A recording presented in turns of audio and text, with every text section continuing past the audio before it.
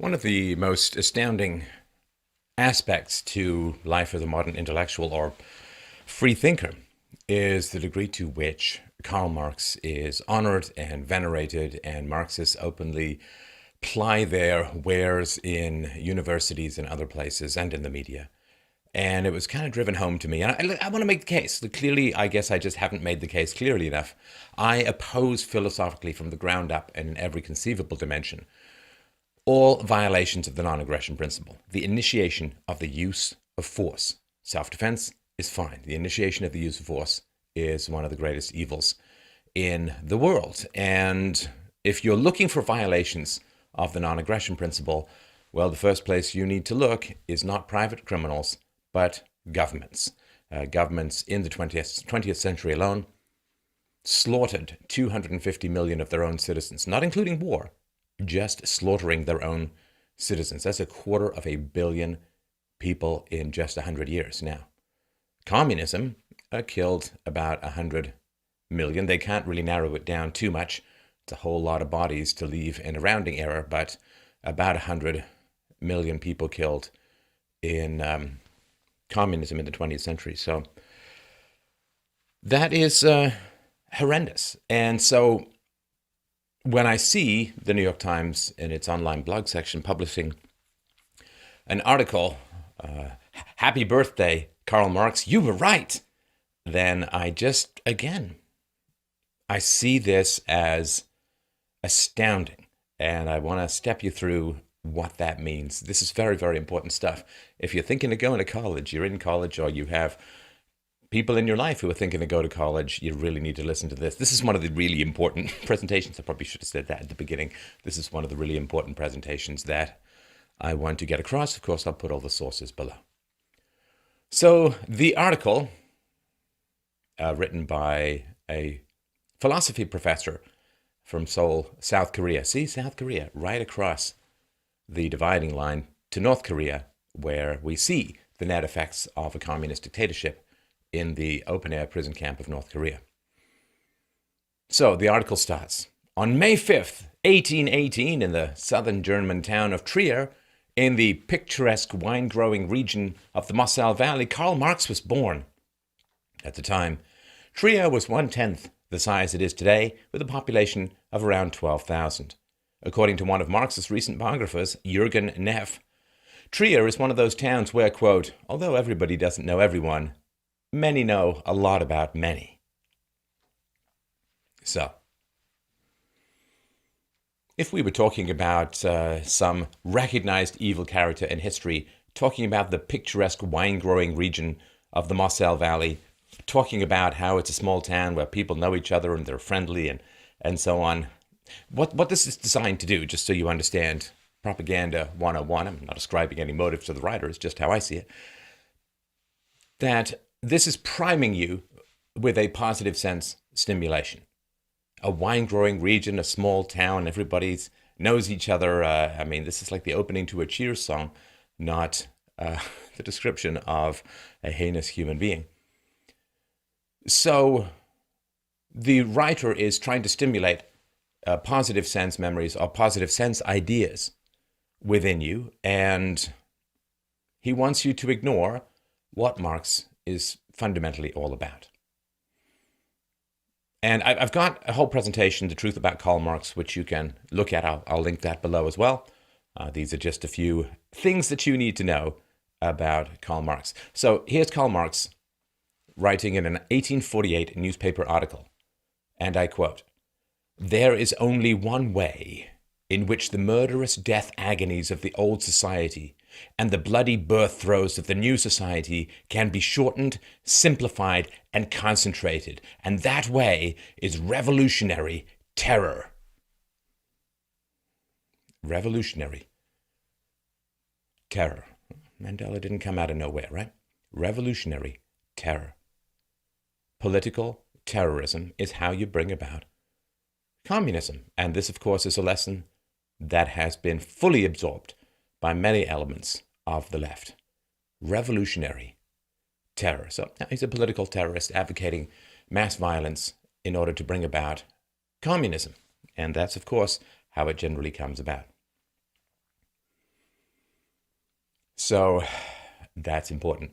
Now, Marx's partner and the guy who subsidized him to a large degree, Engels, wrote, it's hard to avoid thinking of this longingly, that he was thinking of this longingly in 1849. He wrote, "The next world war will result in the disappearance from the face of the earth, not only of reactionary classes and dynasties, but also of entire reactionary peoples.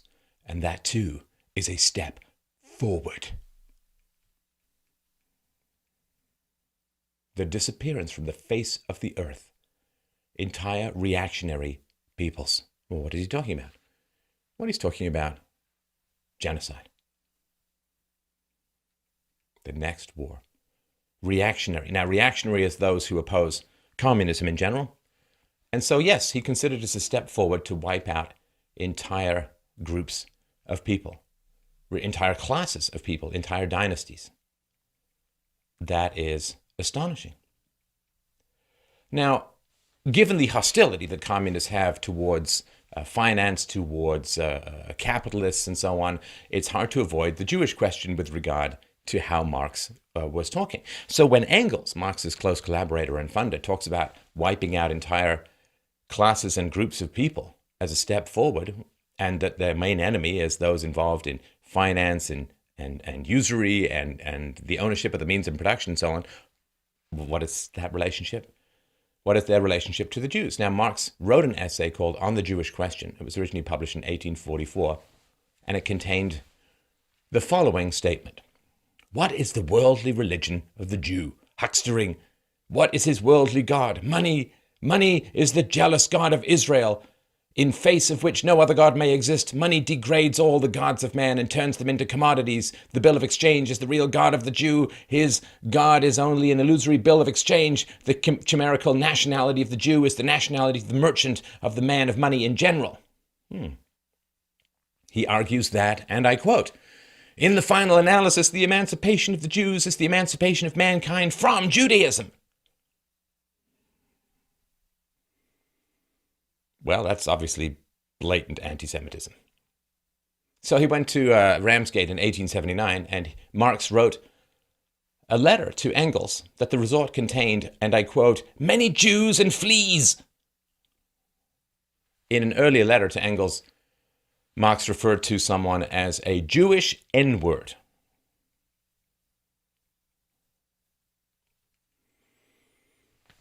So this hatred of the money classes, this hatred of the capitalist classes, this hatred of moneylenders and so on, what does that mean?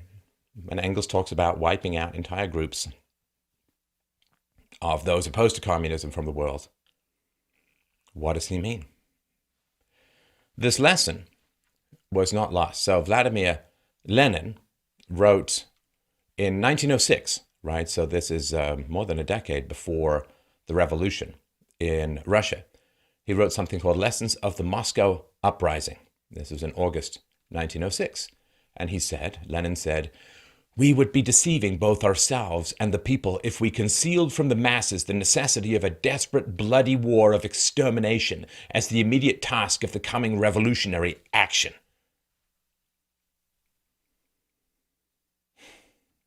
Now, Leon Trotsky, who was ice-picked to death by agents of Stalin while on the run from Stalin in the 1930s. I think his resting place was in Mexico. So Trotsky wrote in Terror and Communism in 1920, he wrote this. "For us, we were never concerned with the Kantian, priestly, and vegetarian Quaker prattle about the sacredness of human life." Lenin said, "We do not promote any freedom or any democracy." This is what is being talked about. Political violence, political terrorism, extermination of entire groups of people, entire classes of people, mass extermination, genocide,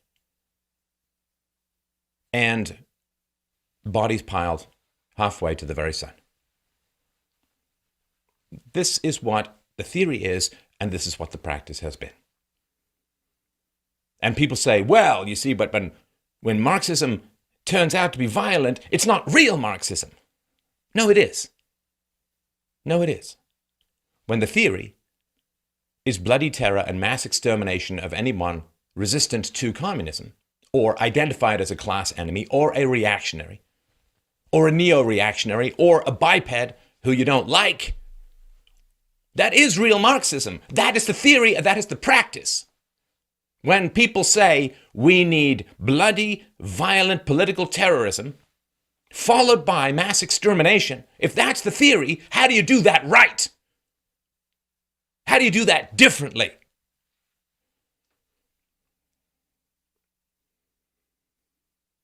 Now, the leftist, socialist, communist tradition of violence, and remember, National Socialism, Nazism, National Socialism. The socialist tradition of violence, people kind of forget. They forget when you get Lenin, and you get Stalin, and you get Mao, and you get the killing fields of Cambodia, and you get North Korea, and you get these endless violent episodes coming out of the left.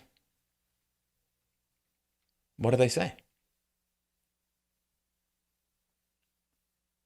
I mean, the need for violence makes no sense even by the theory of Marxism. Because Marxism, or Marx himself, believes that there's no such thing as human nature. There's no such thing as a human essence. We are like water that are poured into economic relations and class relations, and we gain our consciousness based upon our relationship to the means of production. There's no human nature. It's just soft goo that can be molded by environmental forces. So he wrote, the human essence has no true reality. Human essence has no true reality. This is not unrelated to existence precedes essence, which is one of the hallmarks of existentialism. So humans are like fog, they're like water, they're shaped by their environment, by their circumstances. Marx wrote, it is not the consciousness of men that determines their lives, but on the contrary, their social being that determines their consciousness. So this, of course, makes no sense. Why slaughter your enemies if people are infinitely malleable? It makes no sense at all. If people are infinitely malleable, then all you need to do is change their consciousness, change their way of thinking, change their minds, which are very malleable. I mean, if you need to get a train track through a mountain you can't go around, then you need to blast through the mountain. But if there's no mountain, you don't need to blast anything, because the environment can be very easily changed, even by the theory. So, the writer, saying, happy birthday, Karl Marx, you were right, went on to say in the article, such provincial constraints were no match for Marx's boundless intellectual enthusiasm. Rare were the radical thinkers of the major European capitals of his day that he either failed to meet or would fail to break with on theoretical grounds, including his German contemporaries Wilhelm Weitling and Bruno Bauer, the French bourgeois socialist Pierre-Joseph Proudhon, as Marx and Friedrich Engels would label him in their Communist Manifesto, and the Russian anarchist Mikhail Bakunin. So far, of course, no arguments, no analysis, right? Marx's boundless intellectual enthusiasm, yes, for boundless political violence and mass slaughter. He's enthusiastic, I guess, like a serial killer is enthusiastic to meet new people. Now, communism, of course, evolved to some degree out of the challenges of the failures of religion and growing Darwinism. And communism put itself forward as a scientific way of organizing society, scientific communism and so on. And it actually did make predictions. And those predictions failed to materialize. Of course, it said it was going to outperform capitalist economies, which failed to materialize. Marx argued that you go from pre-feudalism, slavery, to feudalism, to capitalism, to communism, and it's just kind of inevitable. It shouldn't need to be pushed along. You shouldn't need to bathe the entire planet in blood to bring about your perfect society any more than you need to stretch your children to make them tall during puberty. It's just going to happen of its own accord. And so the fact that it never did really occur of its own accord, but always had to be ushered in. Violence is the midwife of communism. brutality is how communism occurs, is brought into being. And that goes against the theory of communism. Now, because Marx said that communism needs to go through the stage of capitalism, you can't go from feudalism to communism, you have to go through the stage of capitalism, then communism should have immediately and inevitably occurred in the most advanced economies, in the most capitalist economies. But of course it didn't. Where did communism get inflicted? Well, in relatively recently post-serfdom Russia, in largely agrarian China, in largely agrarian Cambodia, and largely agrarian North Korea, and so on. So, first of all, it's not supposed to be violent. Secondly, it was supposed to occur in the most advanced economies. None of that happened. Marx predicted, see, there's the bourgeoisie, the owners of the means of production, and then there are the proletariat, the workers, right? The boss and the workers. So Marxism predicts that the proletariat will swell. There's going to be more and more proletariat. So they're going to increase as a percentage of the population. And as they increase as a percentage of the population, they're going to become poorer. You understand? Now, so that was one prediction. More and more, poorer and poorer workers, proletariat. Now, that, of course, did not happen. The number of laborers actually went down as more people got into the middle class, and the wages of those laborers went up. Entirely the opposite of the prediction put forward by Marx and the Marxists as a whole. Marx also predicted that as capitalist competition progressed, more and more and more and more people would be forced to sell their labor. And so as you got more and more people pouring into the labor market, that's going to drive down wages. Did not happen. The middle class, of course, was there. It existed in Marx's day. Now, his prediction was that the middle class was going to shrink. As more and more people fell off the cliff down into the proletariat dungeon or hellhole, the proportion of the middle class in society would decrease. It would be a tiny, tiny percentage of the population. Because for the Marxists as a whole, for a lot of the left, it's like a zero-sum game. So if someone becomes rich, it's because other people have become poor. It's tragic and it's wrong. Of course, wealth is created in a free market environment. It is not like if somebody writes a song, they haven't stolen the song from everyone who didn't write it. Doesn't make any sense. I haven't stolen podcasts from other people in order to create this podcast. I mean, a good singer hasn't stolen somebody else's voice in order to sing. I mean, you understand? It doesn't make sense.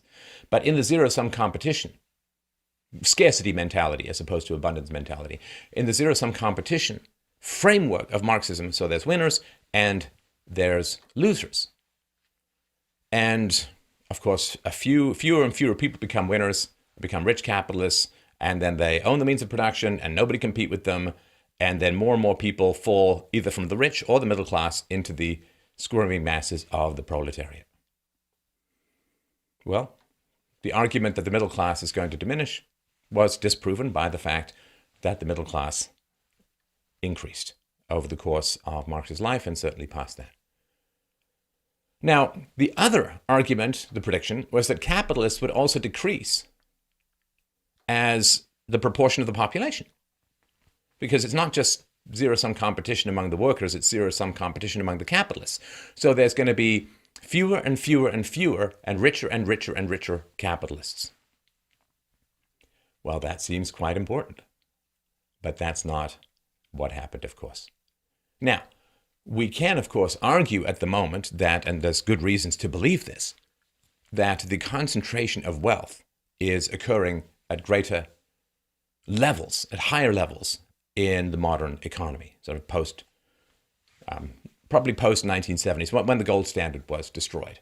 And you got this free-floating, print what you want, type whatever you want into your own bank account kind of currency.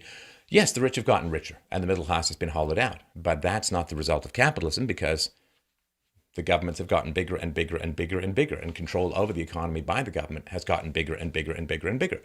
There's really strong arguments to say that if government regulation of business had simply remained in post-Second World War levels, then people would be far, far richer. In America, right? In America, they would be more than 2, perhaps even 3 times richer, because that's been the drag of increasing government control over the economy. So the concentration of wealth in the top right now is not a feature of capitalism, because capitalism has been diminished and destroyed and undermined for the past 100 years, in particular since the creation of the Federal Reserve and central banking and so on. Once the government controls the money, there's no such thing as the free market except as a remnant. Because money is common, prior to cryptocurrencies, money is common to all economic transactions, and whoever controls the money controls the economy. And so the government's going to, of course, print their own money. They can give it to their friends can spend it, and the friends get the full value of the money. The inflation that results as a result from printing too much money hits the poor the hardest, and so on. So I just want to sort of point that out. So what happened was the class of manual laborers declined as a percentage of the population, and as they declined, they became wealthier and wealthier. The middle class grew substantially, not just in terms of their proportion of the population as a whole, but in their wealth, and the upper class grew as well. Now, Marxism, of course, is an answer to, it's an ideological answer to a biological and economic question. And ideology specifically rejects and refutes the basis of biology and the basis of economics and so on in general. So I've talked about this before, but I mentioned here, this is a good place to, accordion squeeze all of this stuff together. So in any sort of creative endeavor where people are allowed full flow of their creative faculties and opportunities, there's something called the Pareto distribution. Now, in the Pareto distribution of the people who are producing in a field where there's creativity, most people produce very, very little. Most people produce very, very little. Now, the Pareto distribution, and this shows up all over the place, the Pareto distribution basically states or reveals the law that it's the square root of the producers who produce half the value. Right? So if you have a company of 10,000 people, 100 people within that company are producing half the value. And you can continue to slice this down, right? So the square root of 100 becomes who's producing that value. A quarter of the value is produced by an even smaller proportion of that. This is just a fact. You can think about this in terms of music. You can think about this in terms of sports. You can think about this in terms of podcasting. You can think about this in terms of acting. You can think about this in terms of writing. I mean, you can think about this in terms of entrepreneurs, of creativity, of salespeople. The basic reality is that it is a very small number of people who produce the vast majority of value. And this is why, in a free market system, those people need to be rewarded so that they continue to produce value for everyone else. That's how we get wealthier. That's how we become wealthy.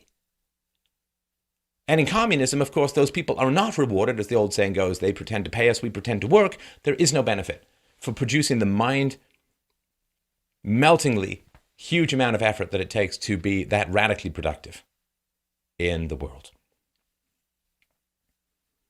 So, the square root of the people produces half the value. It's just a fact. It's just a fact. I mean, as they say in sports and in arts and in music and so on, 95% of the money goes to 5% of the people. Now, that's frustrating. I get that's really frustrating for other people. I completely understand that.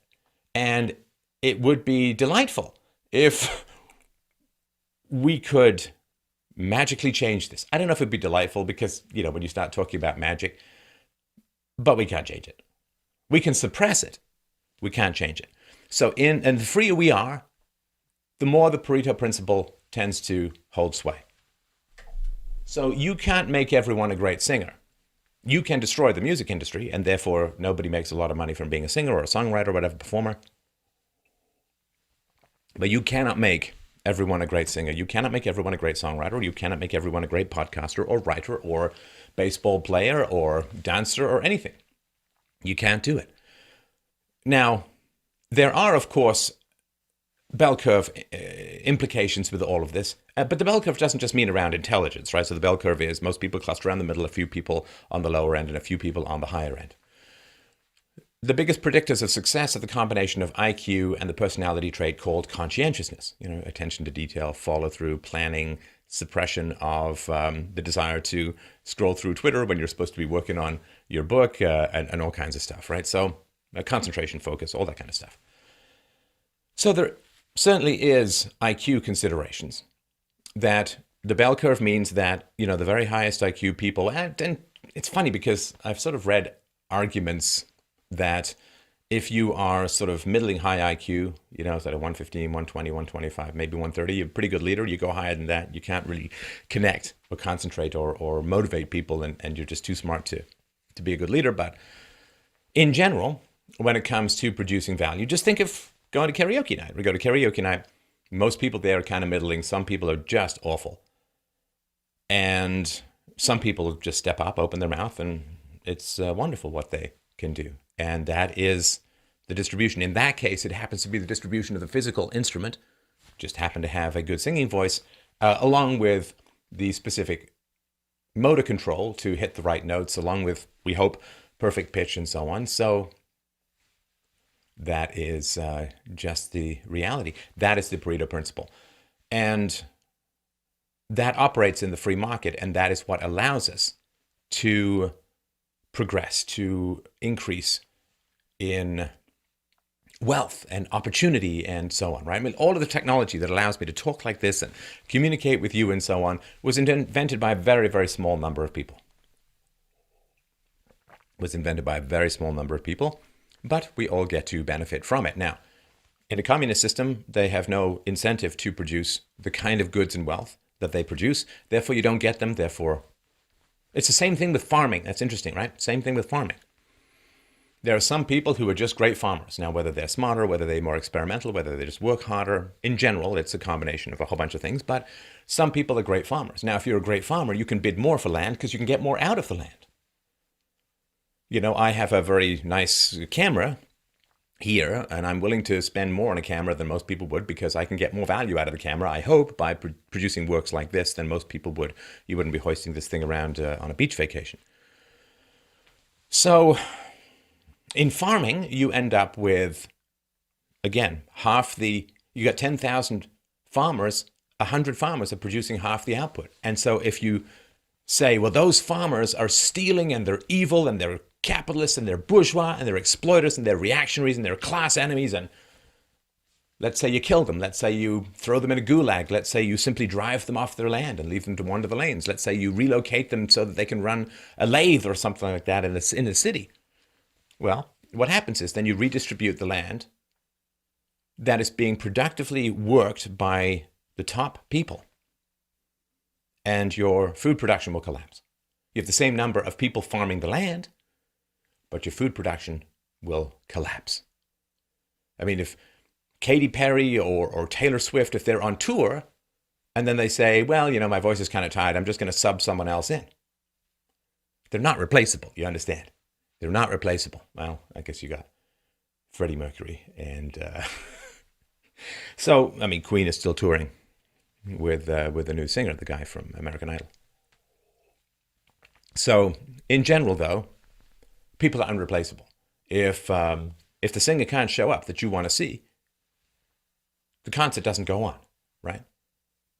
You get refunds. They don't just say, well, we found some guy in the crowd who seems to be able to sing these songs. We're just going to let him. Yeah, they're not replaceable. It's the same thing. Talent is not replaceable, which is why talent gets paid so much. Brad Pitt, as an actor, is not replaceable by some extra. Hey, we can pay a lot less to the extra and get the same amount of profit. Well, you can't, because the extra won't be able to make people come and see the film or get free publicity because of that. So this is really, really important to understand. And if you look around in your life, you will see this Pareto principle going on all the time. And that is the answer. It's a combination of genetics and ambition and free will and concentration and you name it. These are all things that drive economic growth, all things which are suppressed. So imagine, take the music industry, right? Take the music industry and you take the top 100 selling artists, you throw them all in gulags, and you promote sound engineers to be the singer-songwriters. What happens to the music industry? It ceases to exist in any meaningful way. I mean, you could prop it up. You can prop it up like Japanese zombie banks, but it's dead. It's going through the motions. It's not real anymore. So this is really, really important to understand. This is one of the reasons why communism and socialism and central planning and all, outside of just being evil and the initiation of the use of force, well, welcome to farming in South Africa going forward, right? So the article goes on. In 1837, Marx reneged on the legal career that his father, himself a lawyer, had mapped out for him and immersed himself instead in the speculative philosophy of G.W.F. Hegel at the University of Berlin. One might say that it was all downhill from there. The deeply conservative Prussian government didn't take kindly to such revolutionary thinking. Hegel's philosophy advocated a rational liberal state, and by the start of the next decade, Marx's chosen career path as a university professor had been blocked. Article goes on to say, if ever there were a convincing case to be made for the dangers of philosophy, then surely it's Marx's discovery of Hegel, whose, quote, grotesque, craggy melody repelled him at first, but which soon had him dancing deliriously through the streets of Berlin, as Marx confessed to his father in an equally delirious letter in November 1837, quote, I wanted to embrace every person standing on the street corner. So this writer is, I'm going to make a little bit of a case here. It's going to be a little detailed. Again, sources will be below.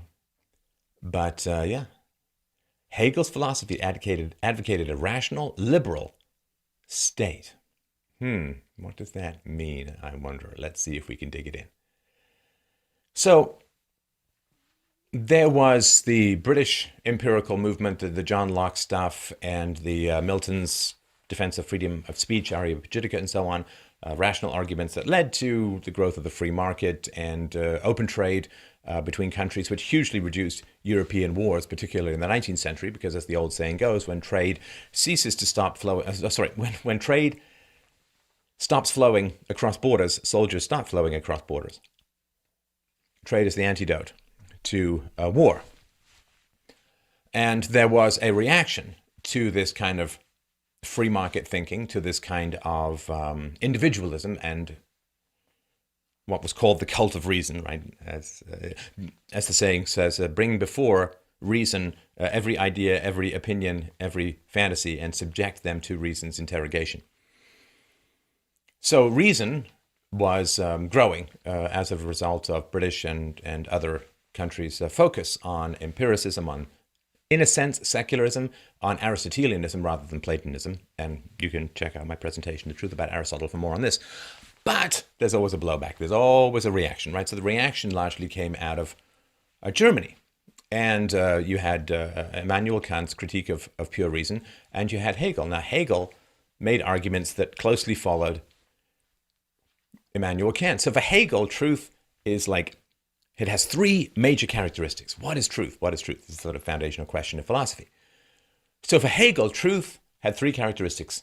It is infinite, it is absolute, and it is unified. So metaphysically, which is like, where does truth come from? Where does truth reside? So for Plato, there's this world of forms. This perfect, like, why do you know what a table is? Because before you were born, you were floating in this world of perfect forms. You saw a perfect table outlined before you.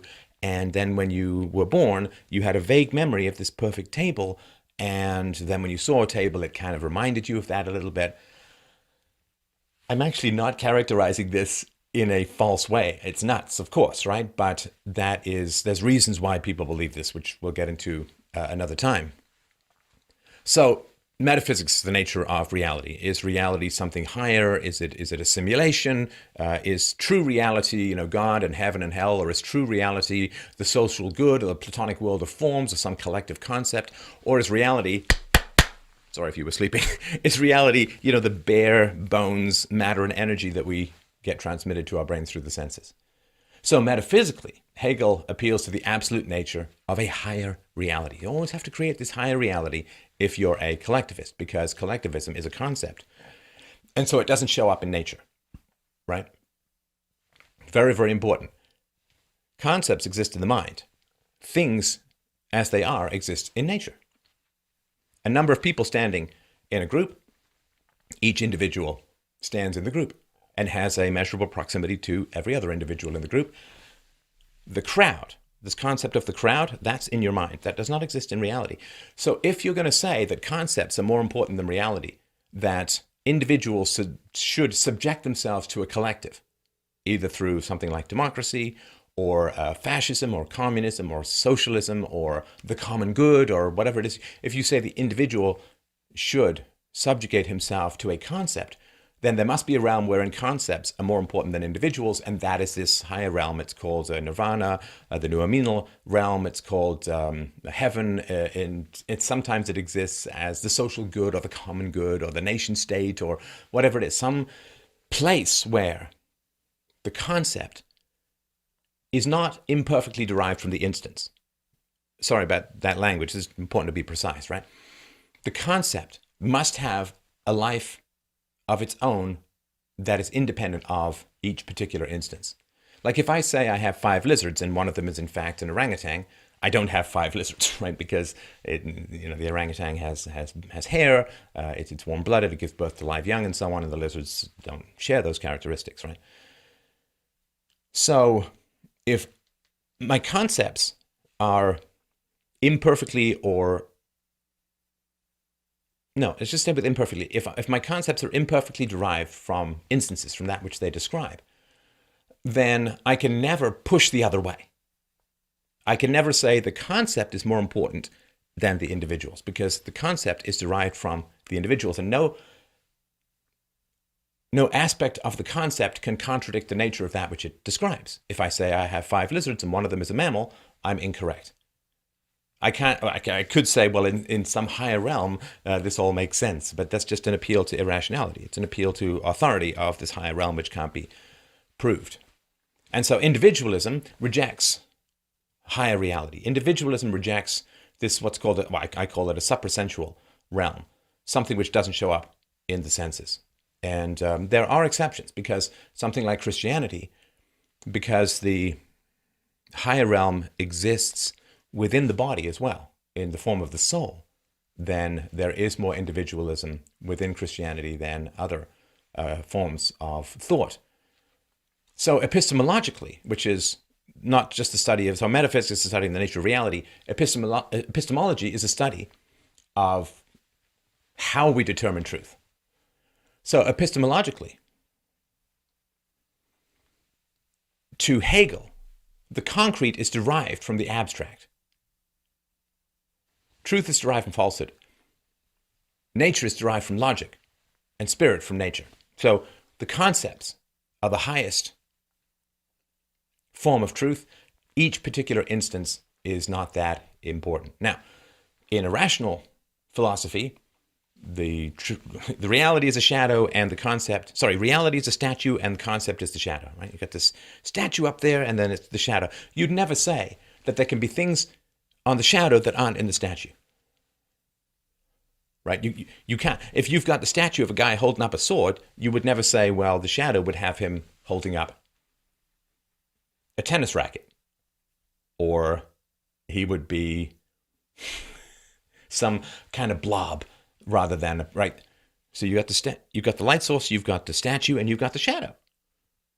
And the shadow is derived from the statue. If you want to change the shadow, you have to change the statue. So, as Hegel said, and I quote, all finite things involve an untruth. So Hegel rejects objective reasoning derived from axioms like your average 2-bit garden mystic. So Hegel says, and I quote, a so-called fundamental proposition or first principle of philosophy, even if it is true, is nonetheless false just because and insofar as it is merely a fundamental proposition, merely a first principle. It is for that reason easily refuted. Now, if that sounds like a philosopher attempting to destroy philosophy, well, I would kind of agree with you. That seems to be the job of a lot of philosophers, right?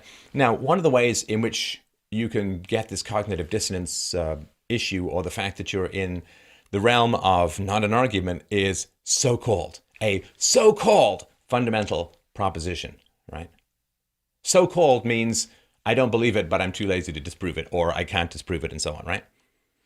You know, if I said, you know, I don't know, who's a Katy Perry, a so-called singer. I mean, what I'd be saying is I don't think she's a good singer, or I don't think she's a singer. Like, so-called is not an argument.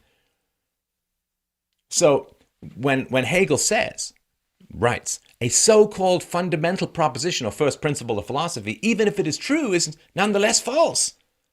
Just because and insofar as it is merely a fundamental proposition, merely a first principle. It is for that reason easily refuted. I'm sorry, I mean, I know there's more. You know, read the sources, right? Spread yourself out, devolve and devour your Hegel if you want.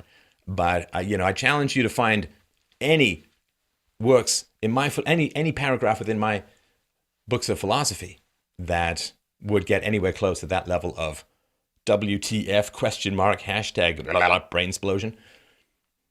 Well, even if it's true, it means it's axiomatically false. Creepy stuff. So the problem is, of course, that empiricism is necessary in the realm of the senses in order to survive. You can have all this collectivist stuff that you want, but you need empiricism in the senses in order to survive. Because you got to go hunt, you got to plant food, you got to go to a job, you got to cash your checks, you need empiricism just to be able to survive.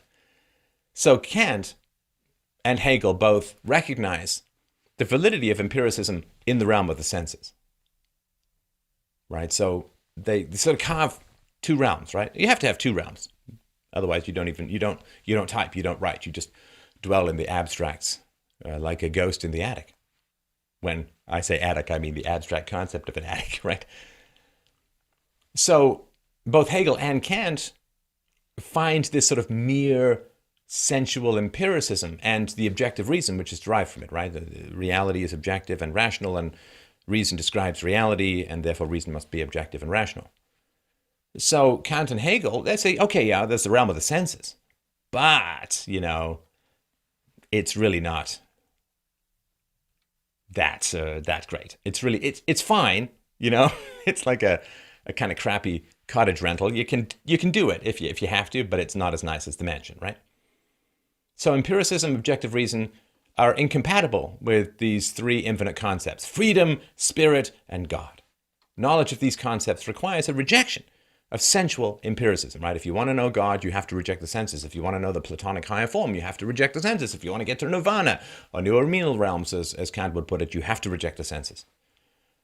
So Hegel writes, and I quote, "Thus the knowledge of God as of every supersensible reality is in its true character an exaltation above sensations or perceptions. It consequently involves a negative attitude to the initial data of sense, and to that extent implies mediation." Well, what does that mean? To some degree, your guess is as good as mine, because this is more a denial of knowledge than the reality of knowledge. It would be like a doctor saying, I'm never going to treat the body, I'm going to talk to you about the concept, the perfect concept of ideal health that has nothing to do with your body. Such a person would not only not be a doctor in any way that we would understand it, but it would also help in making you sick by having you concentrate on things other than medicine or exercise or diet or whatever would make you better. So Hegel says, thus the knowledge of God as of every supersensible reality, that means reality beyond the senses, is in its true character an exaltation above sensations or perceptions. See, exaltation, another one of these positive words that just makes you feel good without giving you any knowledge content, like the wine-tasting region where Marx was born, where I guess rivers flow red, just like they did after Marx. So this knowledge of God, he says, it consequently involves a negative attitude to the initial data of senses, and to that extent implies mediation. Right? So you got to reject the senses to get to the higher realm of truth. So Hegel's metaphysics, supersensual, suprasensual, way beyond the senses, higher reality. His epistemology, how you get to knowledge, is that mystical concepts possess criteria which contradict the sensual characteristics of individual entities. The danger of unconditional truth is quickly apparent, right? So if there's this higher realm that you have to just kind of grok, you just kind of have to, smoke this and you'll see it. If there's this higher realm that contradicts the evidence of the senses, then how do you mediate disputes between individuals? Scientists can mediate their disputes regarding various conjectures or hypotheses. Scientists can mediate their disputes according to reason and evidence, according to whether the theory is consistent within itself and whether it also conforms to the empirical evidence of what happens in the world, right? Whereas if there are these people who kind of poke their heads into another dimension like interstellar gophers and then absorb some incomprehensible truth that can't be communicated, well, this is where you get war. This is where you get massive conflict. This is why we have the society that we have, because people aren't agreeing to meet under the umbrella of reason and evidence. And so it's all identity politics and class warfare and gender warfare and race warfare and mass. I mean, it's the way it is. When you give up on objective reality, you end up, when you stop reaching for the truth, you end up reaching for the gun. Because we all have to make decisions individually and collectively to some degree. And if we're not willing to make those decisions according to objective reality, well, it's got to be forced, right? Hegel goes on to say, what spirit is in essence, or according to its genuine meaning, cannot be revealed to what is devoid of spirit. On the contrary, for reception through the spirit to be possible, the receiver itself must be spirit. Again, I don't know, it's like they don't make fortune cookies that big, but there's more truth, I think, in your average fortune cookie. What spirit, he says, what spirit is in essence, or according to its genuine meaning, cannot be revealed to what is devoid of spirit. Right? And you all know this cliche, you probably do. If you have to ask, no explanation is possible. If you already understand, no explanation is needed. It's a terrible bullcrap way of just dominating people. So if you don't already understand this true science, which is like, I want to say faith, it's not like religious faith, but this belief in this higher reality which can't be communicated. So if you don't already understand these forms, these higher ideals, these concepts, it can't be explained to you. Individual judgment, completely irrelevant. So if you want to know something, you've got to already agree with what's being proposed. Not really a cult, but kind of seems like one, I suppose. The question of concept formation, like how do we have concepts, how do we get concepts? It was actually my very first video I ever did, these many years ago. So when you have concept formation, how do we know what a table is? Well, the Aristotelian, the objectivist, the empirical way say, okay, well, you see a bunch of tables, you see their properties, you see the characteristics, you see what they're used for, and you slowly develop a concept of the table from repeated exposure to what a table is, right? And that means that you can't ever have a concept of table that contradicts the sense data of a table. You can't have a concept that is more powerful than the instance. And this sounds very abstract, like who cares about tables, but this is very important. When you subjugate the individual to the collective, it's because you're saying the concept, the collective, is more important than the individual, infinitely more important, in fact, and the concept must dominate the individual. Now, the concept as a concept, the collective as a concept, has no voice. You can go up to someone and ask how you doing. You can't go up to a concept called the crowd and ask how they're doing. You could ask the crowd as a whole, every individual could answer. But the crowd itself has no voice.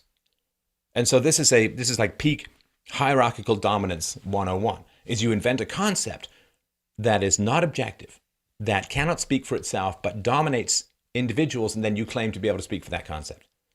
This can happen in the realm of religion, this can happen in the realm of politics, it can happen in the realm of a wide variety of things. Family honor can happen in the realm of families. Create a concept that is infinitely superior, morally in particular, to the individual, and then claim that the concept speaks through you. Only you represent the concept. Only you represent the class consciousness. Only you represent the deity. Only you represent the democratic will of the majority. Only you represent the common good. Only you represent the class, the race, the gender, whatever. And that way, you don't have to prove to be right. You don't have to go through the laborious process of coming up with arguments and learning philosophy, right? You get magic wand of brutal power. It's a very powerful Darwinian hook for gaining power over other human beings, right? Which is one of the reasons why these ideas in particular arose post-Darwin.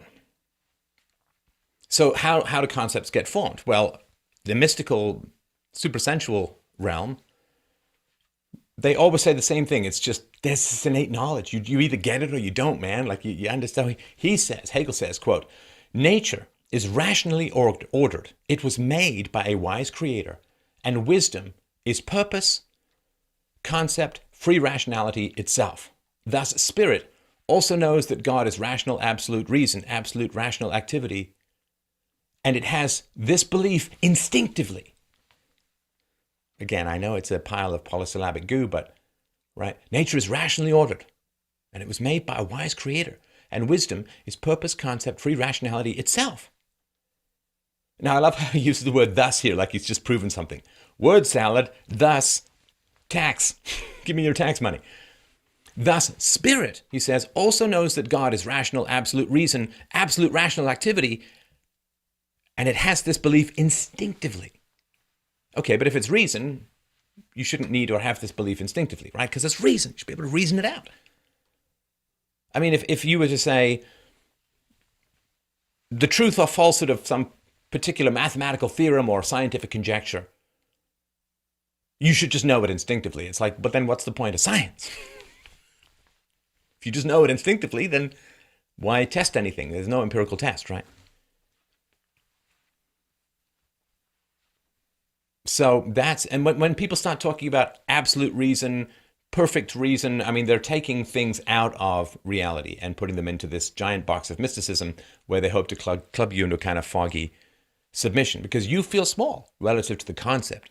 I mean, how big do you feel relative to the common good of the country or the common good of mankind or the global society? You feel small.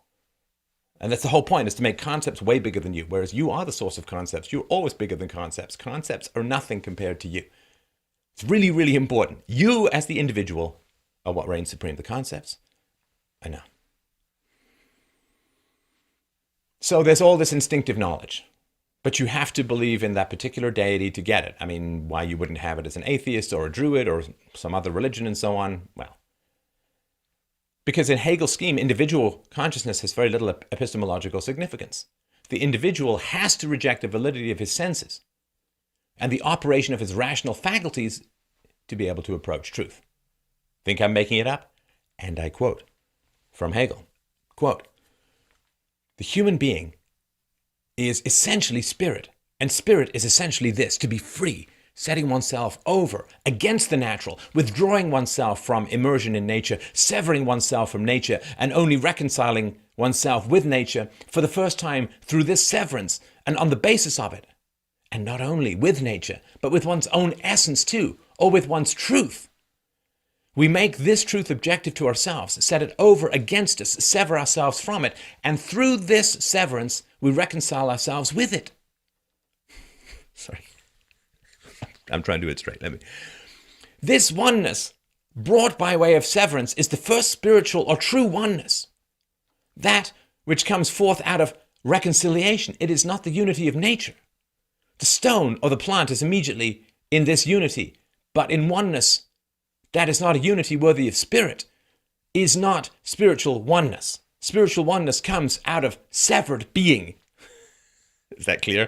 Do you now know what to do in your next moral crisis? And this is the kind of doublethink that you get. And the whole purpose of coming up with all of this junk is to allow for doublethink. The table can be both table and not a table at the same time. You can be an individual who's morally responsible, but still must be subjugated to the will of the majority. Right? So in Hegel, separation is unity, subjectivity is objectivity, severance is oneness. You got to sever yourself from the knowledge that you have severed yourself and so on, right? And of course, the whole point of this is making the highest value impossible to attain through either sense-based information or objective reason. So Hegel, of course, has to undermine the value of individual perception and thought. Faith or intuitive production, quote, is an inward act, an inner activity, not directed against something already to hand, the falling asleep of intelligence. Ah, see how that works? it's, well, works in a horrible, power-hungry kind of way, right? Faith or intuitive production, quote, is an inward act, an inner activity not directed against something already to hand, the falling asleep of intelligence. See? Let go, Luke, let go. Just dream and focus and inward and right. It's terrible, terrible stuff. Anti-philosophy. Health is not the pursuit of particular actions designed to achieve and maintain health. Health is not the recovery from ailments and so on. Health is just meditating on perfect health that has nothing to do with the state of your body. Thanks, Doc. I think I'll be moving on now. Now, for Hegel, since the individual, through sense data and reason, can't get close to the truth, his assessment of the value of the individual follows inevitably the degradation of individualistic faculties. And I quote, "The particular individual is incomplete mind, a concrete shape in whose existence, taken as a whole, one determinate characteristic predominates, while others are found only in blurred outline. In that mind which stands higher than another, the lowest concrete form of existence has sunk into an obscure moment." Right? So the individual is an incomplete manifestation of universal mind. You're merely an obscure moment, don't you know? Do you ever wake up this morning and say, brush my teeth, remind myself that I'm an obscure moment, and get on with my day, obscurely and momentarily. So, with all of this, of course, we would expect Hegel to reject the belief that the individual possesses within his own mind, within his sense data capacity, within his capacity for reason, the individual, we would expect Hegel to deny that the individual possesses the ability to determine true from false, good from evil, on his own cognizance, right? Now, John Locke argues that the individual possesses this ability, but of course, as I talked about the blowback, Hegel, responding to this idea that the individual, that I possess the ability to determine truth from falsehood, good from evil, right from wrong, Hegel writes that, and I quote, "According to a view of this kind, the world of ethics should be given over, as, in fact, of course it is not, to the subjective accident of opinion and caprice." You see? The truth is some higher realm, higher reality, absolute that you can't ever explain to others. And so the individual is always wrong compared to this imaginary other massive superseding concept. And so the individual can't determine the truth, right? That is very, very important. And that's how you end up subjugating yourself to the collective. He writes, "According to a view of this kind, the world of ethics should be given over, as in fact, of course, it is not, to the subjective accident of opinion and caprice." And this is still going on today. Reality is subjective, good and evil is subjective, right and wrong is moral, is cultural, and so on. Hegel also writes, quote, "Of course, it is easy to recognize that evil, ignorance, passion, selfish inclination, private pursuits, and the will that wishes to determine itself for itself obscure the moment of insight into truth as the knowing and willing of the good." Right? The will that wishes to determine itself for itself obscure the moment of insight into truth as the knowing and willing of the good. Not much of a syllogism there. So you've got this remedy. Unity is one of the three components of truth for Hegel. The criterion of absolute unity also demolishes any ethical criteria based on individual self-interest, right? So you don't matter. You can't determine the truth and falsehood. Therefore, everything that's based upon your self-interest is mere selfishness. This is where the pathological altruism comes from. So this demand for absolute unity, you always know when you're wandering into bullcrap land, when you start to see these caps, absolute unity. The caps is like, I'm going to put a cap in your philosophy. And he writes this, "As the substance, being an intelligent substance, particularizes itself abstractly under many persons, the family is only a single person, into families or individuals who exist independent and free, as private persons, it loses its ethical character. For those persons as such have in their consciousness and as their aim not the absolute unity, but their own petty selves and particular interests," right? Boom! Shut up and obey the collective, which only I can speak for, or only the king can speak for, or only the commissar can, or the ruler of the communist country can speak for. So, since absolute unity is the highest good, it's impossible for the individual to be moral unless he or she participates in absolute unity, which means subjugation to the will of the collective or the ruler. Now, you then might ask, okay, so if I'm supposed to subjugate myself to this absolute unity, how do I know if I'm doing it or not? Can a brother get a reason or two? Well, those reasons can't be objective, they can't be empirical, and they can't be rational. Right? Because absolute unity is not sense data based, it's not empirical, it's not objective, and it's not rational. So no empirical evidence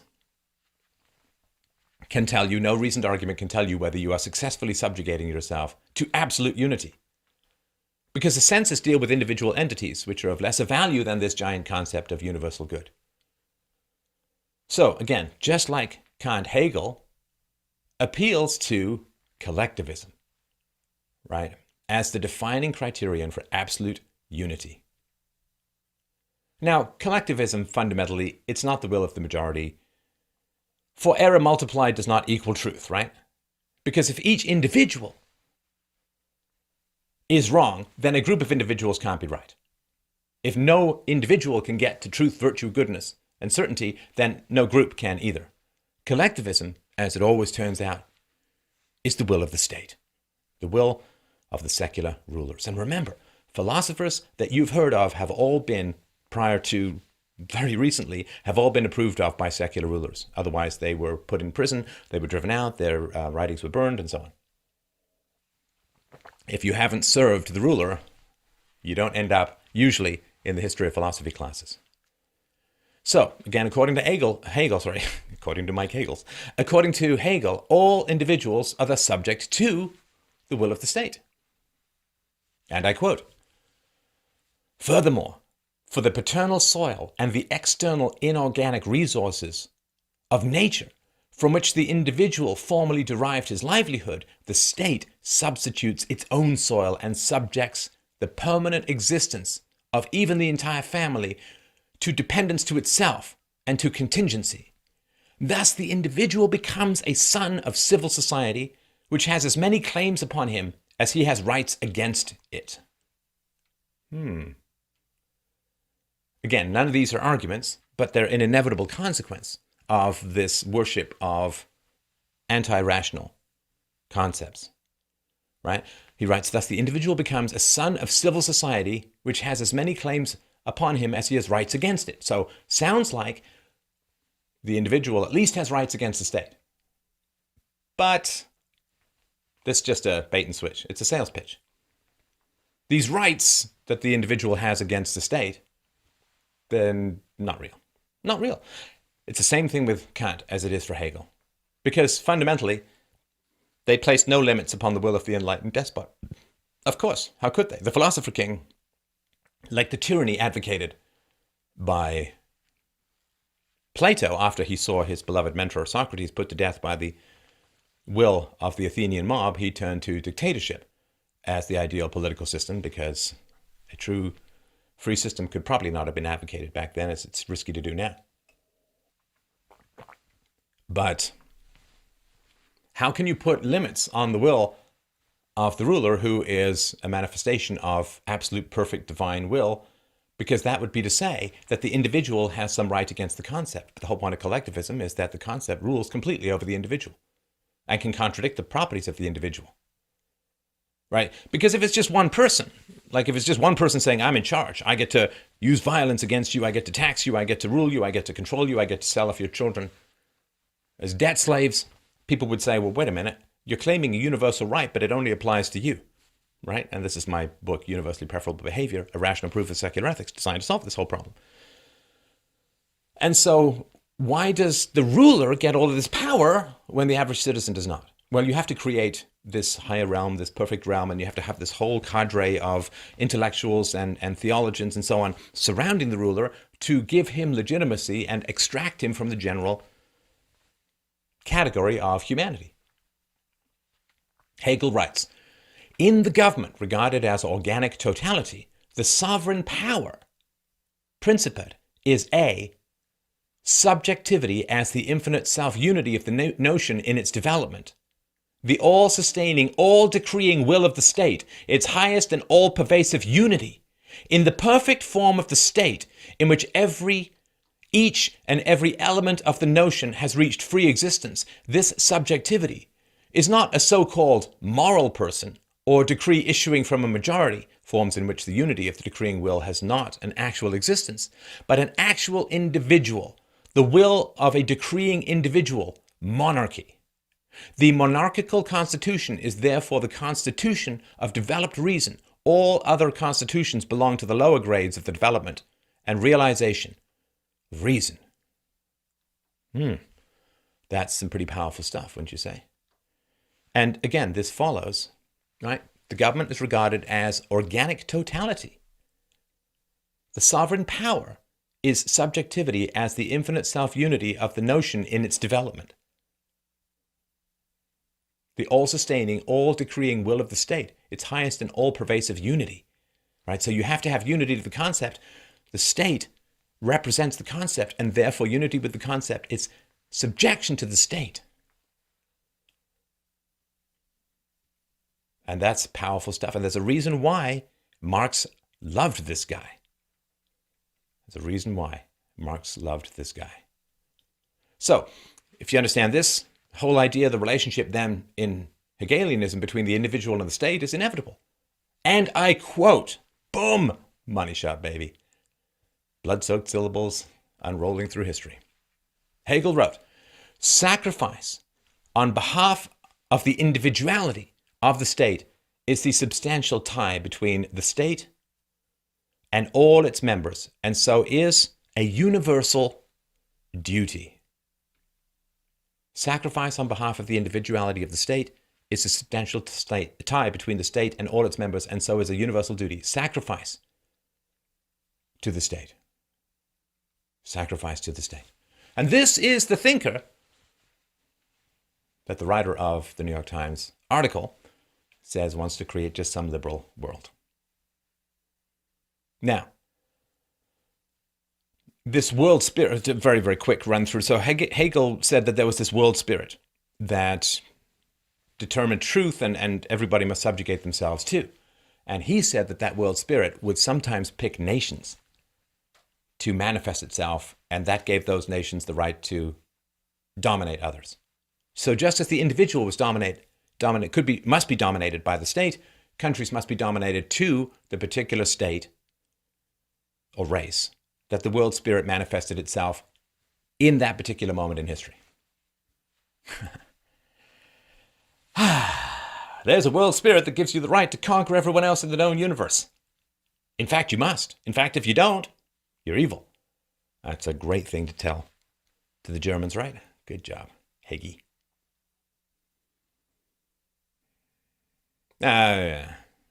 We'll get into Nietzsche's relationship to all of this another time. It's tempting. I'm trying to stay on target. So Hegel, to a large degree, with a few hops, skips, and jumps, Hegel led to Nazism, to the subjugation of the individual to the despotic will of the ruler, and through that, the subjugation of other countries.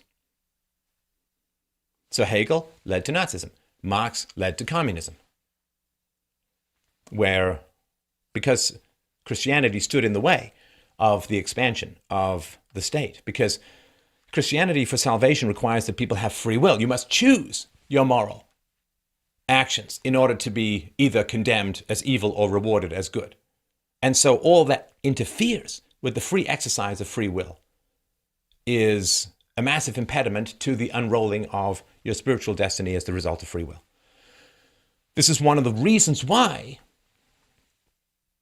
free markets developed in European or European-derived Christian countries. It's one of the reasons why, notwithstanding my earlier statements on this many years ago, Christianity has fought against slavery, because the slaves are made in the image of God, and the slaves must have freedom in order to be judged. Now, communism looks at Christianity and says, well, that focus on individualism, that requirement of freedom is in our way, because we wish to tear out God from the universe and replace it with the state, which Hitler also was working on, that there was going to be this Nazi church and so on, right? So Hegel leads to Nazism. It's somewhat of a simplification. I could make the case. Maybe I will. Let me know if you want me to. I've done it before. So Hegel leads to Nazism. Marx leads to communism.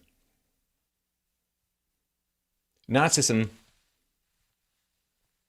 retains vestiges of God, but substitutes the ruler, as Hegel requires, whereas communism scrapes away God and replaces God with the state. So the article continues. As we reach the bicentennial of Marx's birth, what lessons might we draw from his dangerous and delirious philosophical legacy? What precisely is Marx's lasting contribution? Now, you may want to talk about the 100 million dead, the endless gulags, the tortures, the rapes, the murders, the wars, the subjugations. You may, but you won't. Of course, right? Today, the legacy, says the writer, would appear to be alive and well. Since the turn of the millennium, countless books have appeared, from scholarly works to popular biographies, broadly endorsing Marx's reading of capitalism and its enduring relevance to our neoliberal age. See, no arguments yet, right? In 2002, the French philosopher Alain Badiou declared at a conference I attended in London that Marx had become the philosopher of the middle class. What did he mean? I believe he meant that educated liberal opinion is today more or less unanimous in its agreement that Marx's basic thesis, that capitalism is driven by a deeply divisive class struggle, in which the ruling class minority appropriates the surplus labor of the working class majority as profit, is correct. Marxism 101.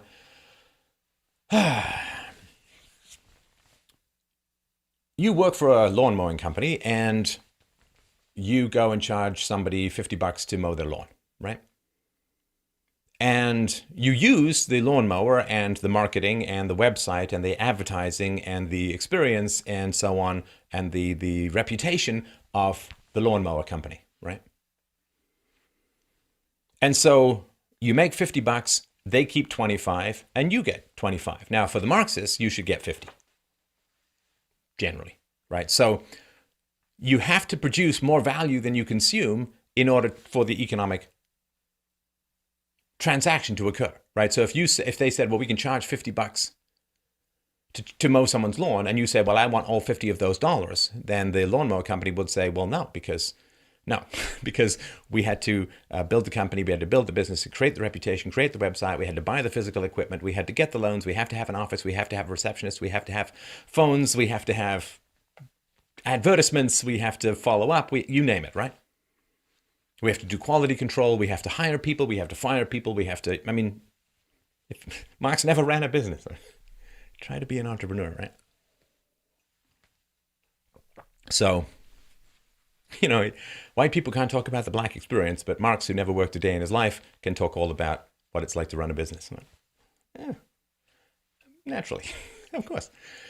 So if you say, well, give me all $50, I'll take your lawnmower, I'll take your business reputation, I'll take your contacts, I'll show up, I'll mow the lawn, then they'll say no. So the only way you're going to get to mow the lawn using somebody else's equipment is if you're willing to give them some proportion of the money that's made, right? Otherwise it's not going to happen. So for Marxists, the fact that you don't get paid $50 when someone's willing to pay $50 to get the lawn mowed is theft, right? Now, it's not, of course, and I just went over why, because there's been a huge amount of time, energy, and investment in creating the business, which you're then profiting from. If you think it's so easy to get $50 to go mow someone's lawn, then why on earth would you bother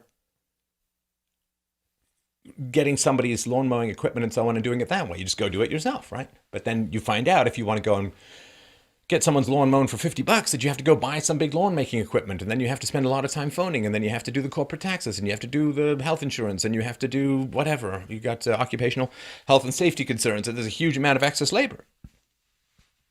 So you pay someone $25 to borrow their lawn mowing equipment and to borrow their marketing, their website, and right?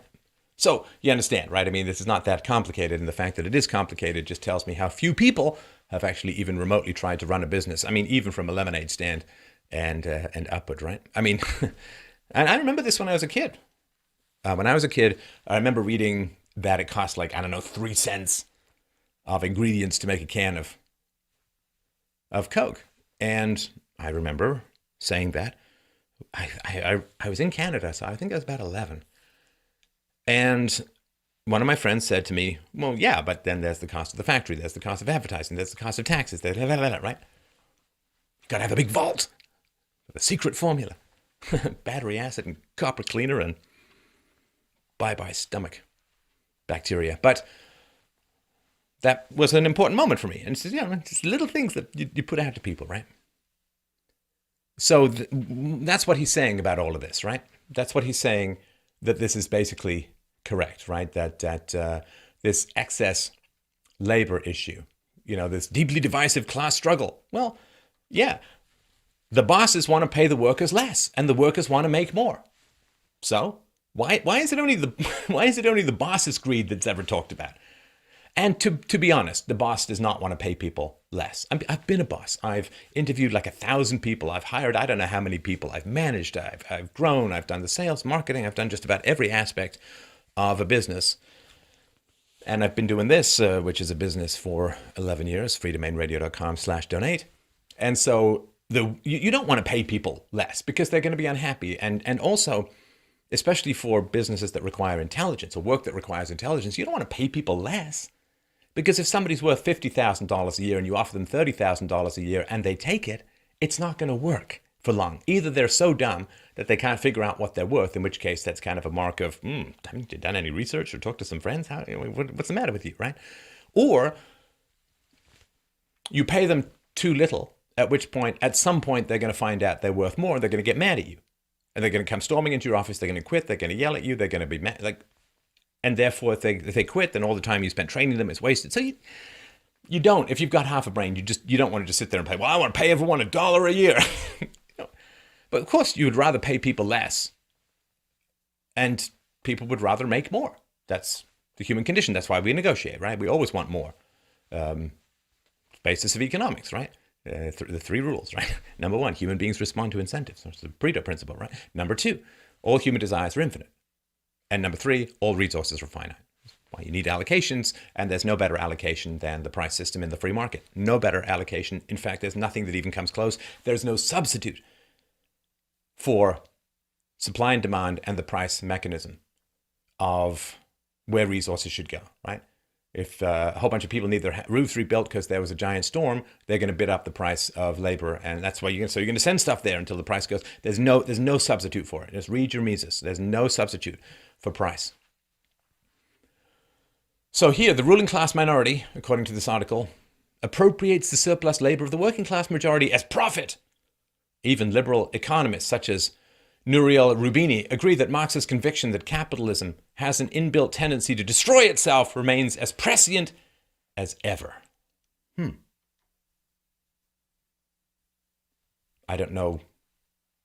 No definition of capitalism and no definition of communism here, right? It's all just a bunch of adjectives and a bunch of oopy-goopy-doopy stuff. This guy said so-and-so. This guy made a statement. What does he mean? Well, I think he means this. It's like, that's theology. That's not philosophy. How about so-and-so made an argument, here's the reason and evidence behind it, and here's where it falls short, or here's where it can be buttressed, or here's where it's correct. No definition of anything. And people say, well, capitalism is falling apart right now. No, it's not. No, it's not. No. It's like you have some giant tumor that's killing you. And people say, well, the healthy body is just dying. It's like, no. There's a tumor. And the tumor here is coercive interference in free trade. Coercive interference in free trade. Licenses, fiat currency, taxes, regulations, you name it. Coercive interference in free trade. And I don't know. The lack of self-knowledge for these kinds of guys, it really is quite astounding. This guy's getting paid, right? I mean, somebody posted a link to this guy's article. It was pretty funny. I think it was this guy's article. It was an article about Marx's birthday. Hey, yay Marx. Marx is wonderful. Capitalism is evil. And they clicked on it, and it was like, you've reached the limit of your free articles. Now you have to pay for them. It's like, wait, I have to pay in a relatively free market to get access to the article that says free markets are evil and everything should be communist. Why aren't you giving it away for free? Why are you taking my excess money, which the money that you take from me on the website has to be more than it runs to the website. So Lack of self-knowledge. This guy's, I think he's an associate professor of philosophy, right? So he's being paid by a university. And the university is going to have a lot of government funding. It's going to have some private funding, but there's going to be a lot of government-supported loans of the people who go and get taught by this guy and so on. Who's paying your salary? You know, most professors work like 15 hours a week. They get wonderful conferences in exotic locations. They get sabbaticals. They get months and months and months off in the summer. I mean, it's a very, very sweet gig. And it's maintained by the power of the state to reinforce who can grant diplomas and doctorates and other kinds of degrees. And it's maintained through the state enforcement of contracts around tenure and the state maintenance of particular unions and so on. So who's paying this guy's salary? It's the working class. He's not producing value in the free market in the same way that the proletariat are. This guy's, he's in the middle class. He's a bourgeois. And his income is being supported by state power and it's being supported by the wages of the working class. If you're looking for somebody parasiting off the working class, may I introduce you to a little friend called a mirror? Article goes on, but this is where the unanimity abruptly ends. While most are in agreement about Marx's diagnosis of capitalism, opinion on how to treat its disorder is thoroughly divided. And this is where Marx's originality and profound importance as a philosopher lies. He's just made a bunch of statements. Goes on to say, first, let's be clear, Marx arrives at no magic formula for exiting the enormous social and economic contradictions that global capitalism entails. According to Oxfam, 82% of the global wealth generated in 2017 went to the world's richest 1%. See, this is where I don't know if this guy's read a lot of Marx. I mean, I'm sure he has, but yeah. Marx arrives at no magic formula for exiting the enormous social and economic contradictions that global capitalism entails. Yeah, he does. Remember that little bit about political terrorism, rivers of blood, and with Engels, the genocide of entire opposing groups of people? Yeah, he's got a magic solution. It's just stone evil because it's a massive violation of the non-aggression principle and of basic property rights. So yeah, he's got a magic solution. It's called slaughter everyone who disagrees with you and use massive amounts of terrorism to bring the new system into being. Violence is the midwife of communism. So it kind of does. It's just people don't really want to talk about it. Economic contradictions that global capitalism entails. Global capitalism? Good Lord. Are markets more free or less free now than they were in the past? Well, governments keep growing, debt keeps growing. We have a system now where every single man, woman, child in the world is $30,000 in debt. In other words, we've converted debt to human life. Debt is unsustainable, and when it comes crashing down, a lot of those human lives are going to be unsustainable as well. How is that capitalism? How is that even remotely capitalism? You've got central planning, central banking, you've got government control of currency, you've got government control of education, both lower and higher. You've got military-industrial complex, which is not driven by the free market. You have massive amounts of regulations and controls. How is this capitalism? 82% of the global wealth generated in 2017 went to the world's richest 1%. This is the way you always see it phrased. This is the way you always see it phrased, right? All this wealth just goes to the world's richest 1%. Now, let's pretend that this occurred in a free market, right? 82% of the global wealth generated went. So what you do is you separate the people who are creating from the wealth, and then you say, well, the wealth just ended up there like it's magic, right? I mean, if you say 82% of the money earned by songwriters went to the best 1% of songwriters. 82% of the money earned from songwriting went to the best 1% of songwriters. Does that seem a little more fair? Does that seem, well, that's just the way it is? But they always say, the wealth is distributed here, or the wealth ends up here. Like the wealth is created separate from those who are generating wealth, from those who are doing work and adding value. And then there's this weird transition, right? Like if you go and you make a business and you make money and customers pay you and so on, then you get paid, right? You pay yourself in shares, or you pay yourself in equity, or you pay yourself in salary or whatever. Who are you stealing from? Right? Who are you stealing from? If instead of using a hand mower to mow people's lawns, you buy an electric mower, well, you have to invest in that, and then you can mow more lawns, and you can make more money, which pays off buying the electric mower or the sit-down mower or whatever. Who are you stealing from? I'm spending a long time. I appreciate everyone's attention to this. I'm spending a lot of time. This is like I started studying philosophy and economics when I was 16 years old. 35 years later. This doesn't come out of nowhere. Because, how can you just do these speeches for so long? It's like, if I've been working on something for 35 years and I can't do it well, I just kind of wasted 35 years, haven't I? Now, this wasn't all studying. I'm pretty well educated in this stuff. I've read a huge amount about it, interviewed a whole bunch of experts on this show, but also I've been in business. I've run entire core areas of a software business. I co-founded a company, grew the company, ran the entire technical department of a software company. And so, you kind of get some experience of these kinds of things. So how is that a contradiction? Right? If I say, let me put it to you this way. If I say 100% of the lottery winnings went to people who won the lottery, is that wrong? Is that bad? 100% of the winnings of professional poker players went to professional poker players, right? If I say 50% of the winnings of professional poker players went to the best poker players, is that wrong? Is that bad? Doesn't make any sense. Doesn't make any sense. Better waiters get tipped more. Incompetent, rude waiters get tipped less. Is that wrong? How is that? If I say 100% of lottery winnings went to people who play the lottery or who won the lottery, how is that a contradiction in the lottery system? That is the lottery system. It's kind of how it works. 100% of the payouts for insurance went to people who'd previously bought insurance. That's a big contradiction in insurance. It's kind of not. Goes on to say, what Marx did achieve, however, through his self-styled materialist thought were the critical weapons for undermining capitalism's ideological claim to be the only game in town. See, again, any definitions of capitalism? People just say buying and selling. That's not capitalism. That's not capitalism. Buying and selling is not capitalism. That's like saying all sexual activity is consensual. No. See, there's consensual sexual activity, and then there's non-consensual sexual activity, sexual assault, inappropriate touching, and rape, and so on.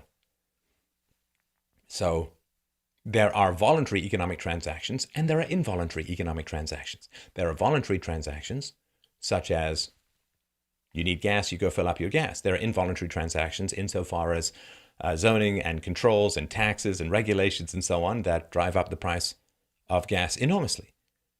There are involuntary economic transactions, like you're forced to pay for government schools, whether you agree with the content of the lessons or even have children. You are forced to run into debt to fund multiculturalism, even though you may not agree with it.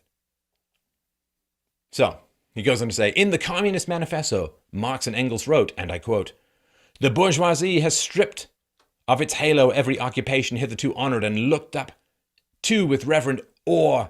It has converted the physician, the lawyer, the priest, the poet, the man of science into its paid wage laborers."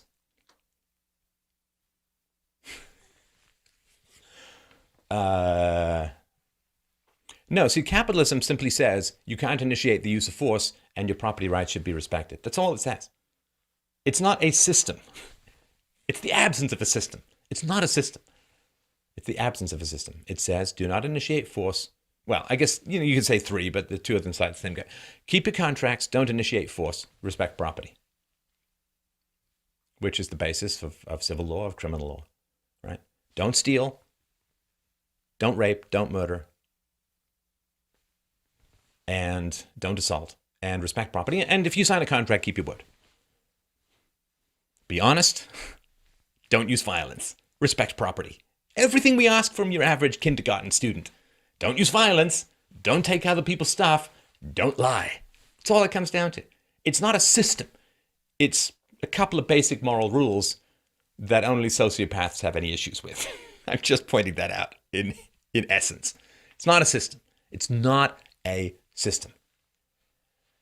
if there was some central government agency that funded songwriters and funneled songwriters and did this and said what you could write and what notes you could use, and then like that would be a system. If you got rid of all of that and said, yeah, you can make music however you want, just keep your word, don't steal, don't use violence. Is there now a system? If there's a system wherein the government assigns you to someone who you marry, they force you to get married to someone, right? Here's your partner, you got to marry them and you got to live with them. Well, that's a system. If then that system is abolished and people say, yeah, you can date and you can marry whoever you want, is that a new system? No. No, it's freedom. Freedom is not a system. Freedom is not a system. And it's so weird. It is a theology, right? When I say replacing God with the state, I'm not kidding. Marx is the prophet. Because what happens is this guy quotes Marx and thinks he's made an argument. Thinks he's proven something. Well, it's written in the Communist Manifesto. Like it's written in these holy texts. Only a blasphemer. Only a bourgeois class enemy exploiter, right, would question these holy statements written down. I mean, it's so weird. I mean, it's fundamentally weird on so many different levels. But this quote from the Communist Manifesto, and he says, well, physicians and lawyers and priests and poets and scientists, well, now they get paid. Now they can trade their labor on the free market and figure out how much value they have. By the way, Marx tried to get a job, I think at a railway station, but his handwriting was too ridiculously bad. He never got a job. Never got a job. Lived off Engels, who had inherited, I think, a factory. Marx lived off the very prophets he decried as evil. Damn, those vampires are evil. Here, give me your neck. Crazy. Yeah, like before the free market, nobody got paid, nobody had money, nobody exchanged anything. The article goes on to say, Marx was convinced that capitalism would soon make relics of them. The inroads that artificial intelligence is currently making into medical diagnosis and surgery, for instance, bears out the argument in the manifesto that technology would greatly accelerate the division of labor or the de-skilling of such professions. So this is a kind of canard that is continually, I took the course in university, The Rise of Capitalism and the Socialist Response. So here's the basic idea. When you made something from scratch yourself, when you built a house yourself from scratch and you did the plumbing and you did the water and like the water tank and you did the roof and you built everything yourself and maybe you built the furniture too and so on. Well, it took forever. And it didn't just take forever to make that house. It took forever for you to learn all the different disciplines that you needed to master in order to be able to build the house. You got to be a plumber. You got to be an electrician. You got to be able to hang. Here's the limit. I've never built a house, but you got to be able to hang drywall. You got to, I don't know, like know how to build a roof. You got to know how to sink a foundation. You got to build your sump pump. You got to build your base. Like you go on and on, right? So that was considered to be a rich and wonderful situation. You were a skilled artisan. Right now, maybe then free market comes along and you're now competing with individually specialized groups of workers, right? So you got your guy who does the electricals. You got your guy who does the plumbing. He's a different guy. You got the guy who hangs the drywall. You got the guy who builds the beams, who does the basement, who does the drainage. And they're all specialized and they're all experts and they can all work together, rather than having one guy build the whole house. Well, you can't compete with, I mean, you can in a way, like if you're some guy like, I don't know, Frank Lloyd Wright rolls up his sleeves and builds folding water on a weekend or whatever, right? But you can't compete because the division of labor makes people more money. You make more money specializing and combining your labor with other specialists than you do learning everything yourself and doing it all by yourself, right? Now, the Marxists consider this, you're alienated from your labor. It's like, why? Instead of being the jack of all trades, master of none, you become the master of one trade and richer thereby. What's wrong with people choosing to specialize if that's what they prefer? Hey, if you want to build a house, you can still go build a house, buy some land, spend 5 years building a house and go sell it or live in it.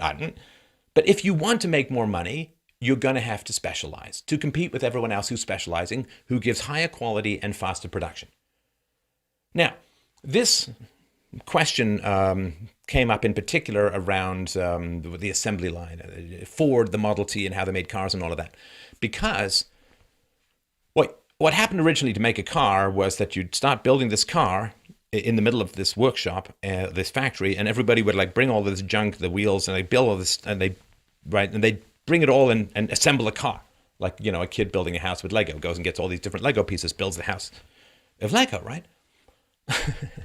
Now, what Ford did was he said, that doesn't seem very efficient to me. Here's what we're going to do. We're going to create an assembly line. And what we're going to do is, you know, the first guy's going to put the frame on. The second guy's going to put the wheels on. The third guy's going to put the chassis on. The fourth one's going to put the engine on. The fifth one's going to... And the car would flow down the assembly line, and each worker would do something much more specialized than, and would only need to know his particular thing to do, right? And he was able to pay people out of, like, I think he paid twice the living, like the average wage. Because he was able to be that much more productive, right? Now, if you want to build the whole car yourself, like the whole house, you can go build the whole car yourself. Nobody's saying you can't. He didn't pass a law that said you can't. But if you want to make more money, then you go specialize. Now, if you get bored specializing because you're smart, right? Smart. I mean, it's funny because intellectuals look at jobs like manual labor jobs and say, this is the worst thing ever. I can't believe how people can stand that. That's horrible. We must have a system where people don't have to do that kind of manual labor. It's like, I've worked with manual laborers. I've done manual labor. I've worked with waiters. I've worked with factory workers. I've worked with, like, I've moved furniture. I've, you know, dug wells and ditches. It's fine. It's fine. You get to think for yourself. You can listen to some music if there's some, I remember, oh man, I was just thinking of this the other day. The song Start Me Up by the Stones came on, and I remember putting together a shelving store in a mall when I was in my mid-teens. And that song came on, and that riff was just like burned in my brain. Little snippet of history I'm going to now put out to the planet forever. It would have been lost in time otherwise. And so if you want to specialize and make more money because it's more economically productive, who's to say you shouldn't or can't? Who are these complete jerkazoids who feel that, oh, you can't make that decision. You are alienated from your labor. You're being exploited, man. It's like, well, just let people choose. Some people want to work super, super hard and make a lot of money. I'm not going to tell them that, I mean, maybe I say, you know, the work balance and all that, life balance and so on, but it's their choice. I don't pass a law that says they can't. What kind of arrogance is that? I force you to do it my way. I did it my way with a gun. And other people, they want to work less because they work to live, right? Some people live to work, some people work to live, right? They want to go camping on the weekend. They want to play video games. They want to write the great novel. They don't want to work that much. They enjoy time with their family. They enjoy their hobbies. They just, you know, they go to work 7 hours a day, whatever. And what's wrong with that? Some people want to be the boss. I mean, it's a funny thing too. What the workers do is visible to the boss, but what the boss do is rarely visible to the workers, right? I remember when I worked in a hardware store, the boss had this, like, with these stairs at the back. You know, everything in a hardware store used to be dirty. It's probably not that way now, but this guy had this tiny little cubby, and we'd be down there dealing with customers and cutting keys and cutting glass, and I used to take money to the bank to deposit it because everybody knows when you're honest, right? And I remember I went up to Tony, his name was. I go up to the boss, and he'd just be sitting there, like, writing, and he'd make some phone calls, and, you know, be like, well, we're down here working, and you're just up there sitting in your office, right? This is one of the reasons why it's easy to sow resentment to these kinds of situations, right? But some workers they go to night school, and they want to learn how to, and they'll talk to the boss, and they'll go out for lunch, and they'll ask how to do it, and they'll offer to help, and right? Great. Then they can move up if they want. Other people, literally, I mean, if you haven't spent time around, quote, workers, right? The boss is often even a harder worker. It's just mental rather than physical usually. I mean, he's the one ordering the parts and making sure the taxes are compliant and complying with all the regulations and making sure the banking is steady and getting loans if necessary, right? All the things that the workers don't. I just move this machine and magic money. But if you've ever dealt with the, quote, proletariat, the sort of manual laborers, they look at the foreman and at the boss, like, with pity a lot of times, like, man, you couldn't pay me enough to do that job. like the stress, the angry customers, the big problems with failures in quality, and especially just-in-time manufacturing, where like you reach for something and it's got to be right there in your hand, and if it's not right there in your hand, you get sued from here. Like nobody wants. Very few people who are working, who when they walk out, you got this foreman being yelled at by the boss because something's late, and it's like, hey man, I get to go home and it's Miller time, right? And the foreman's right. They don't want that job, and who's to say they should have it? I don't know. I like things more complicated. I'm glad that I'm not doing manual labor anymore, but I'm fine with the people who do. And there's certainly times, haven't you ever had this, when you have a challenging time with whatever high conceptual crap you're doing, where it's like, man, just give me a shovel. Give me a shovel. That's going to get memed. Give me a shovel and I'll save the world. Actually, I'll just make a hole. So, what's wrong with this alienated labor? It's like, they'd rather have money than a more complicated job. They'd rather have money than have to learn a new skill. Sure. Everyone can hey, if you want to make the whole car, make it yourself. No one is going to stop you. If you have to charge more for it and you can't compete, well, that's just the reality of other people choosing to be more efficient than you economically. Again, it's not a system. It's not a system. So he goes on to say, to better understand how Marx achieved his lasting global impact, an impact arguably greater and wider than any other philosophers before or after him, we can begin with his relationship to Hegel. What was it about Hegel's work that so captivated Marx as he informed his father? Early encounters with Hegel's system, which builds itself upon layer after layer of negations and contradictions, hadn't entirely won him over. Marx found that the late 18th century idealisms of Immanuel Kant and Johann Gottlieb Fichte, that so dominated philosophical thinking in the early 19th century prioritized thinking itself. Wow, a philosophical system that prioritizes thinking. Wow. Whatever next? A manufacturing system that prioritizes manufacturing? Sorry. This is why I'm here and not a professor. Prioritize thinking itself, so much so that reality could be inferred through intellectual reasoning. But Marx refused to endorse their reality in an ironic Hegelian twist. It was the complete opposite. It was the material world that determined all thinking, as Marx puts it in his letter. If previously the gods had dwelt above the earth, now they became its center. The idea that God or gods dwelt among the masses or was in them was of course nothing philosophically new, but Marx's innovation was to stand idealistic deference not just to God but to any divine authority on its head, whereas Hegel had stopped at advocating a rational liberal state. Not stopped short of, but stopped at advocating a rational liberal state, which he didn't. Marx would go one stage further. Since the gods were no longer divine, there was no need for a state at all. The idea of the classless and stateless society would come to define both Marx's and Engels' idea of communism, and of course a subsequent and troubled history of the communist states. Troubled history. 100 million dead. Yeah, I guess that's troubled. Kind of stretching the word a little bit there. Troubled. Troubled history of the 6 million slaughtered in the Holocaust. It's troubled, according to this theory. Wretched. Wretched. It's not troubled history. It's a murderous history. All right, sorry, let me rewind a smidge, right? So, when he talks about the stateless stuff, right? So the classless, stateless society in the end was one of the ideals. So the quote here, the idea of the classless and stateless society would come to define both Marx's and Engels' ideas of communism. And of course, the subsequent and troubled history of the communist states, ironically enough, that materialized during the 20th century. There is still a great deal to be learned from their disasters, but their philosophical relevance remains doubtful to say the least. The key factor in Marx's intellectual legacy in our present-day society is not philosophy, but critique. Or what he described in 1843 as the ruthless criticism of all that exists, ruthless, both in the sense of not being afraid of the results it arrives at, and in the sense of being just as little afraid of conflict with the powers that be.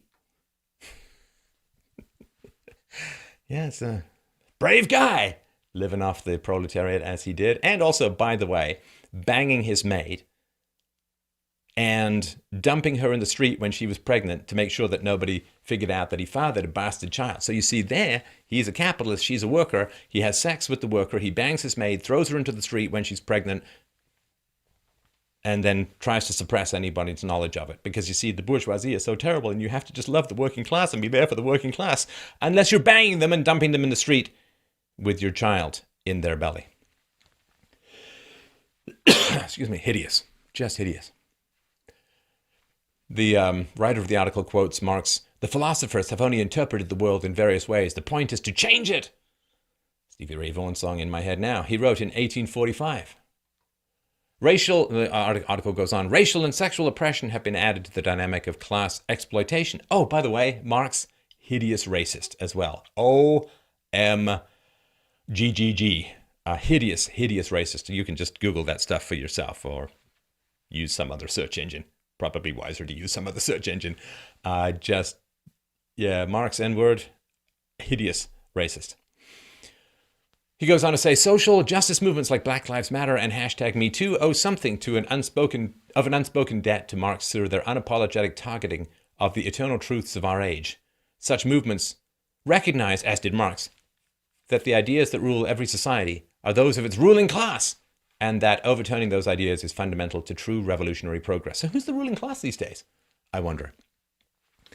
Who is the ruling class? Is it, say, the conservatives, who cannot give speeches at university campuses without being often physically attacked or having their speeches shut down, or out of fear of leftist violence? Remember, revolutionary terrorism is the way to go to get your ideal society.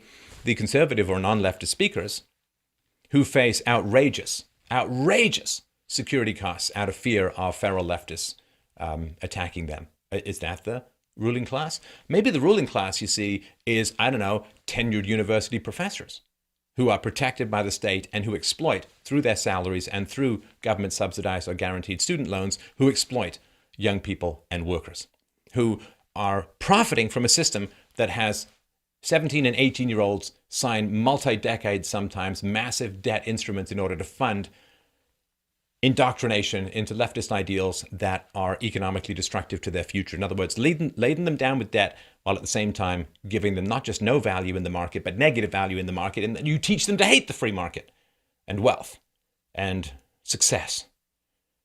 It would seem to me government schools would be the ruling class, because money is taken from people by force to fund the indoctrination of children into a worship of the state. So when you're talking about the ruling class, well, we'll get to the numbers in a second, but the ruling class at the moment is statism and is leftism. That is the ruling class. It is all over the place in television. It's all over the place in the media. It is all, 95% or 97% of reporters in Washington, D.C. were Democrats? Come on. Look at the proportion of leftists versus conservatives in academia. The ruling class is exactly this guy, and he thinks he's being a revolutionary. It's astounding. He goes on to say, we've become used to the go-getting mantra that to effect social change, we first have to change ourselves, but enlightened or rational thinking is not enough, since the norms of thinking are already skewed by the structures of male privilege and social hierarchy, even down to the language we use. Changing those norms entails changing the very foundations of society. Yeah, I see. Words ain't enough. Changing yourself ain't enough. Well, what is he suggesting? Does he endorse Marx's commitment to political terrorism? Does he? This is general. I'm asking this of Marxists as a whole. I don't know if this guy's a Marxist. Sounds that way. I mean, if it's happy birthday, Marx, you were right. I'm going to go out on a limb and say kind of on the Marx. Do you endorse the revolutionary violence that Marx endorsed? Do you endorse, since Marx and Engels both co-wrote the Communist Manifesto, and Engels wrote longingly of genocide of class enemies, do you endorse that? And if you don't, why not? Goes on to say, to cite Marx, no social order is ever destroyed before all the productive forces for which it is sufficient have been developed, and new superior relations of production never replace older ones before the material conditions for their existence have matured within the framework of the old society. Yeah, statement. Revolution! Word salad. Death cult. Goes on to write, the transition to a new society where relations among people rather than capital relations finally determine an individual's worth is arguably proving to be quite a task. Marx, as I have said, does not offer a one-size-fits-all formula for enacting social change. Kinda does. Goes on to